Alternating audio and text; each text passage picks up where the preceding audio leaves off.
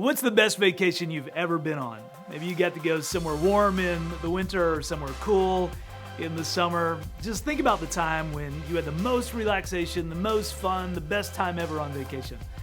Well, for my family, a few years ago, we went to Disney World, and it was one of our best vacations ever. Now, I know Disney World, it's the rite of passage that every family has to go through, and ours was no different. We put it off for a few years, but finally we decided we're doing this thing. We're going to Mickey Mouse Land, and it was amazing.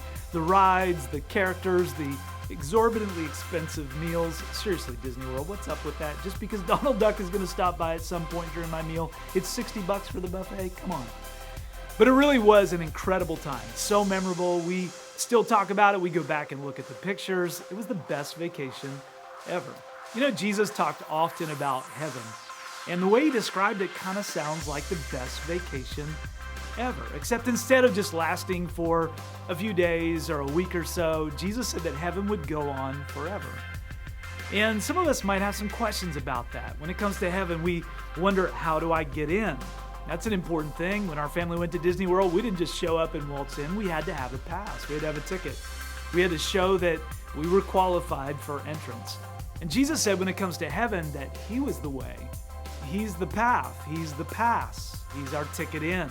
He's the one that gives us access to heaven.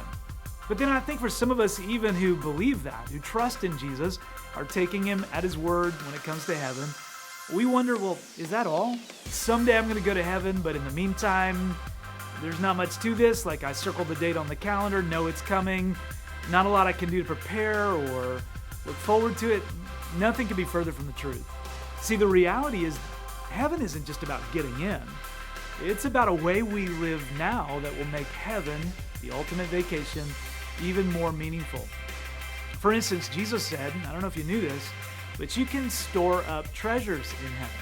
The way we live, the way we're generous in this life, can actually send our treasure ahead so that it's waiting for us. It's kind of like making your deposits in advance to have some certain experiences on the best vacation ever.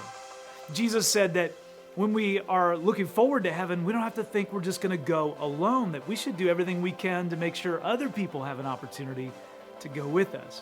Same was true of Disney World. I didn't show up at Disney World alone. Can you imagine a 40-year-old dad just skipping around Disney World singing Disney songs? That's awkward. No, I took my family. And I think when it comes to heaven, we should have a desire to take everyone we can with us, our family, our friends, by letting them know about the life-giving message of Jesus. And then finally, when it comes to heaven, Jesus was very clear that there will be rewards there. But the way we live our lives right now may not determine whether or not we get in. Faith in Jesus does that. But it certainly determines what heaven will be like. Hey, I don't want to just get there and find out and I'm in the cheapest hotel room. I want to show up and have God say, hey, the way you lived your life, it created some rewards for you. I have some things I want to share with you. Enter into heaven. I have good things stored up for you here. So I don't know if you have had a great vacation lately or if you have one coming up in your future.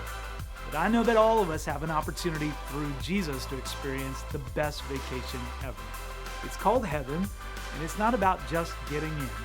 It's about living life now so that when we get there, we realize it was all worth it. I hope to see you in heaven.